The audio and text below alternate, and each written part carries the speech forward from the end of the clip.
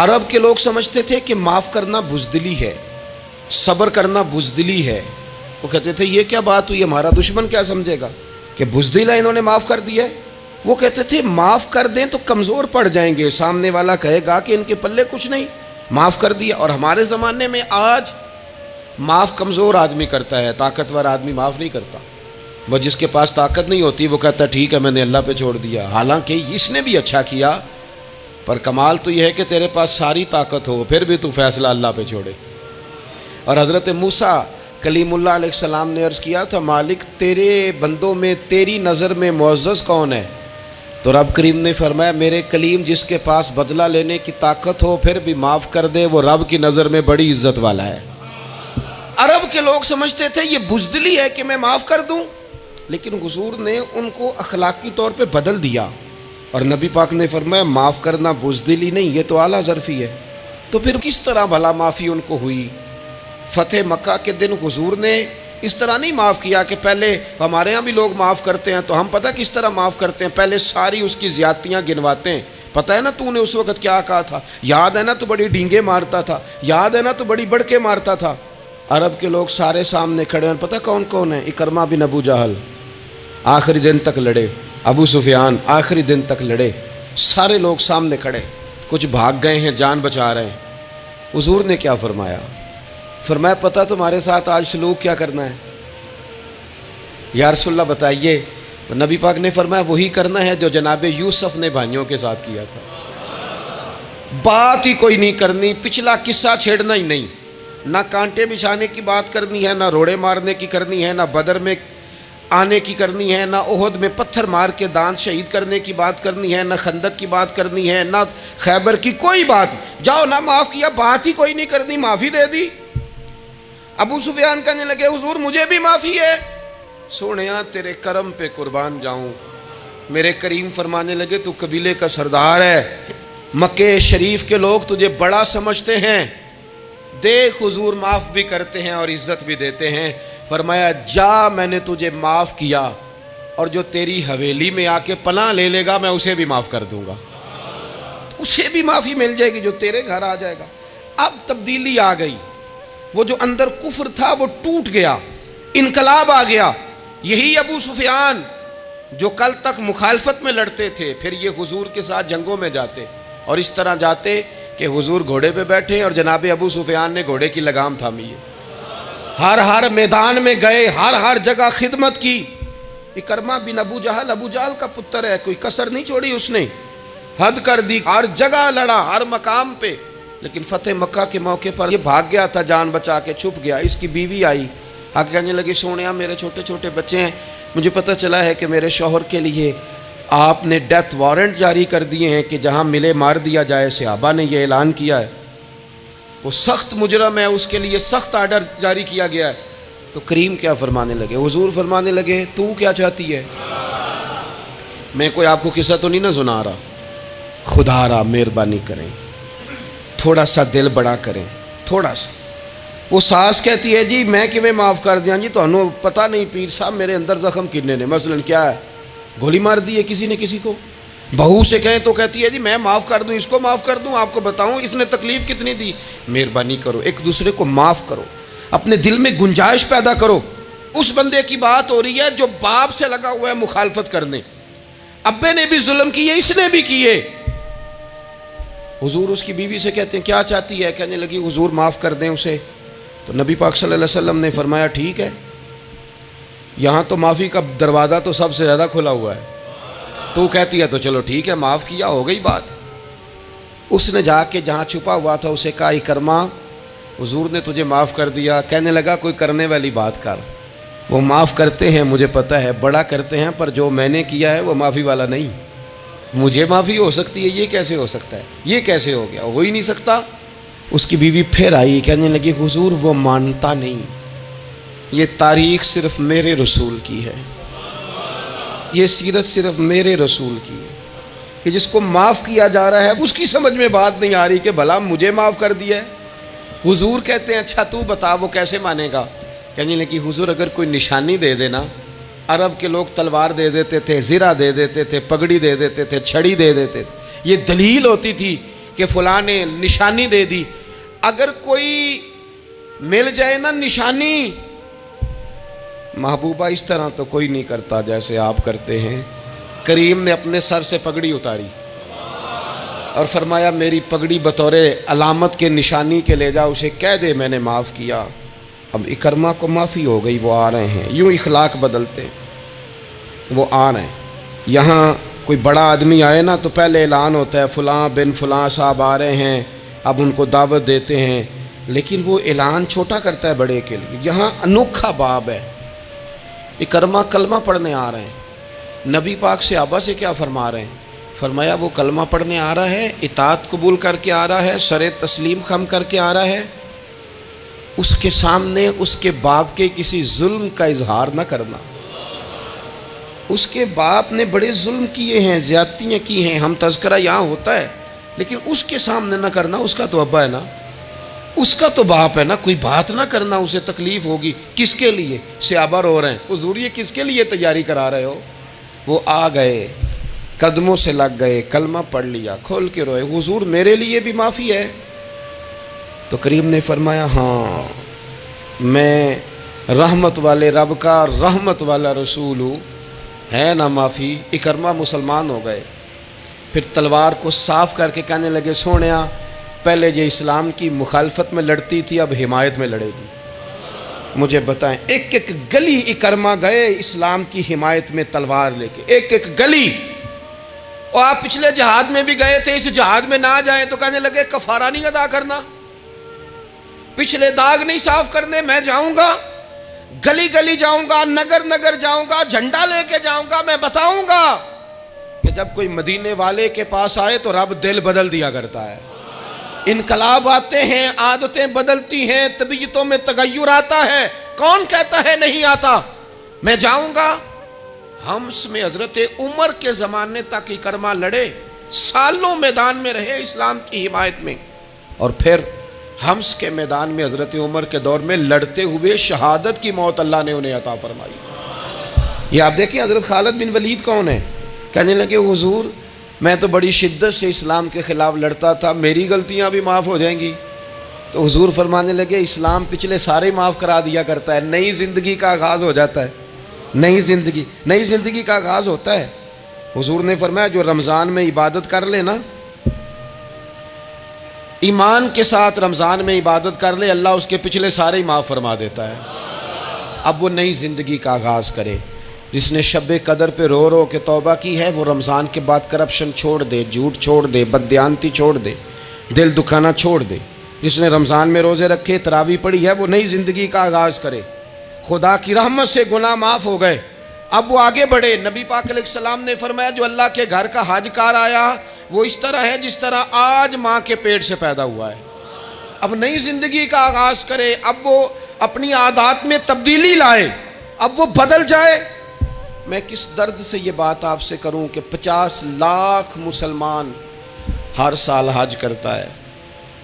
اگر 25 لاکھ کا کردار بھی ٹھیک ہو جائے تو سال کا 25 لاکھ با کردار مسلمان اگر دنیا کو دیا جائے تو بتائیے امت مسلمہ کا سر کتنا اونچا ہوگا.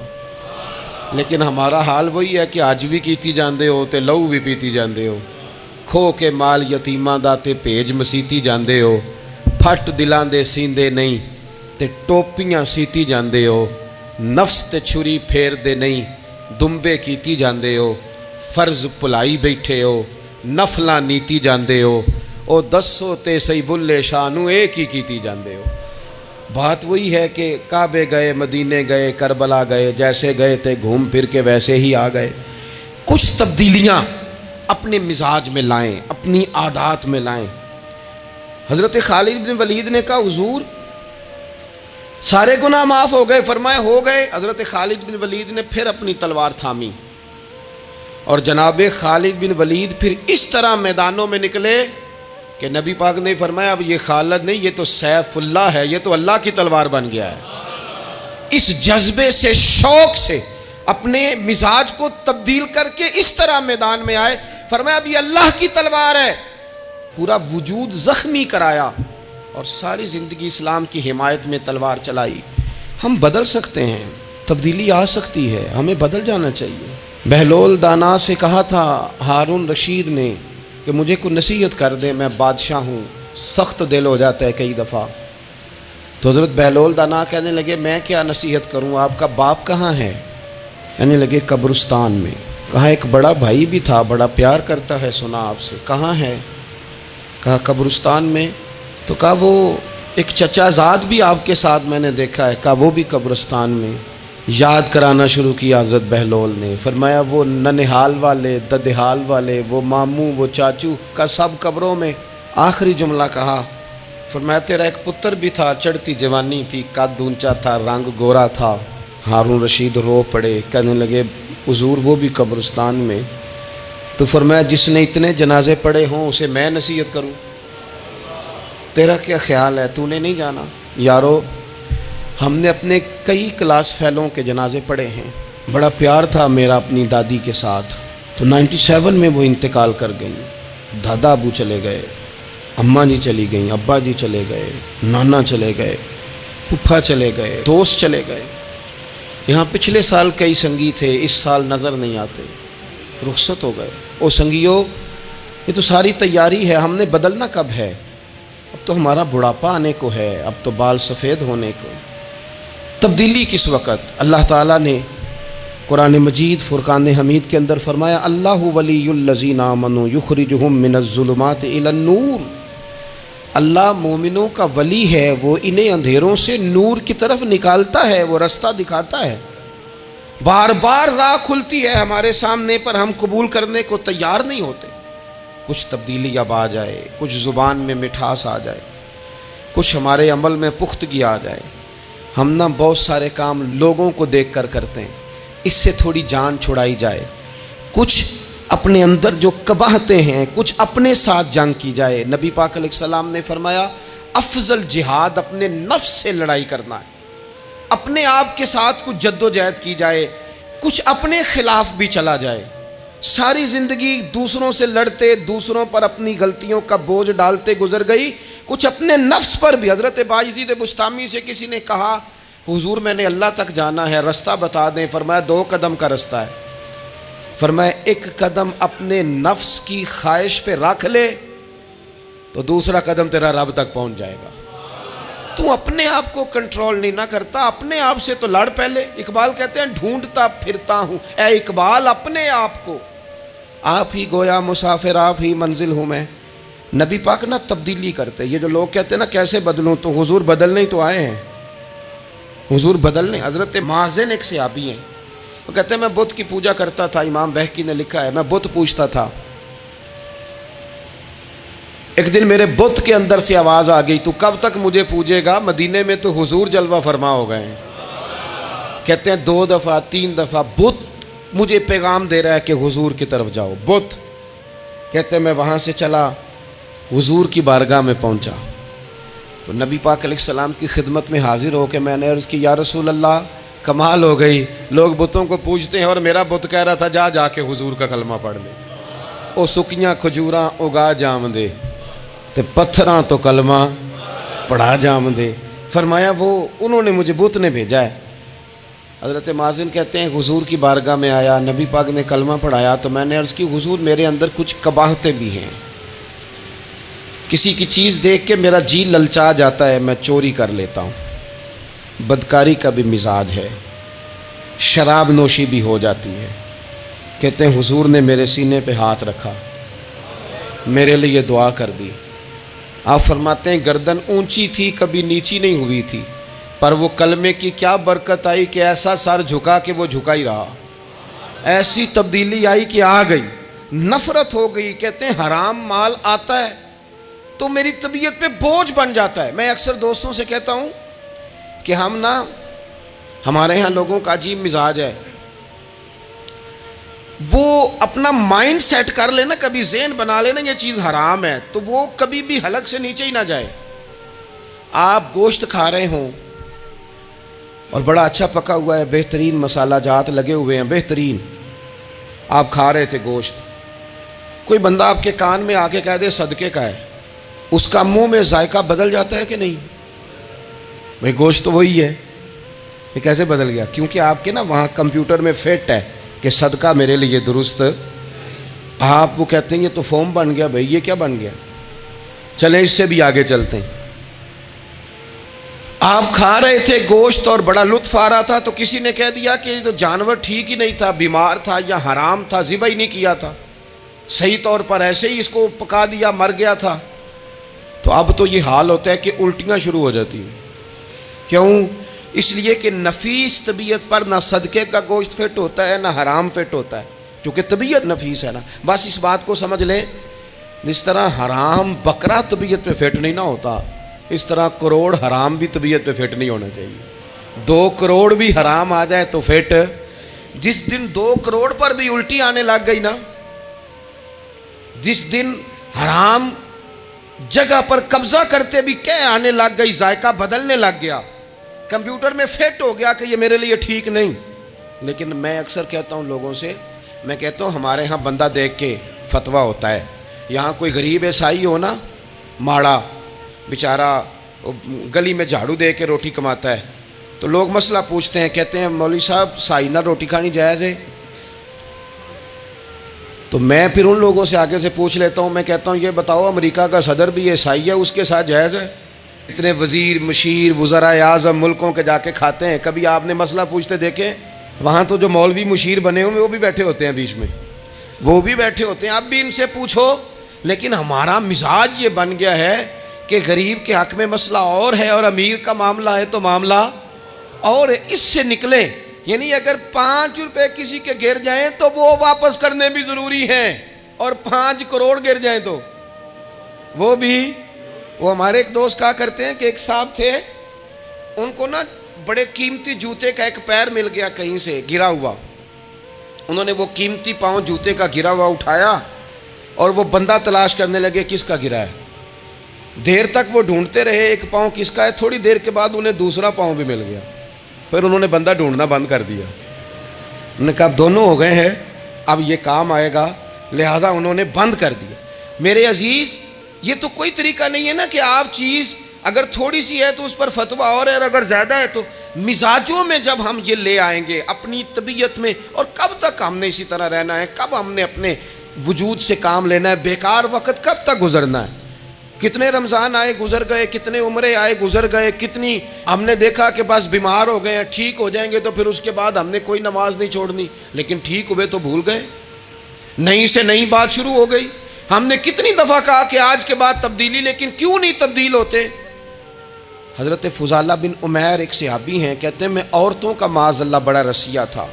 ابو جہل نے جب اعلان کیا نا جو حضور کو شہید کرے گا تو اسے 100 سرخ اونٹ دیے جائیں گے، تو کہتے ہیں میں خنجر بغل میں دبا کے نا تو طواف کعبہ کرنے چلا گیا، طواف کعبہ۔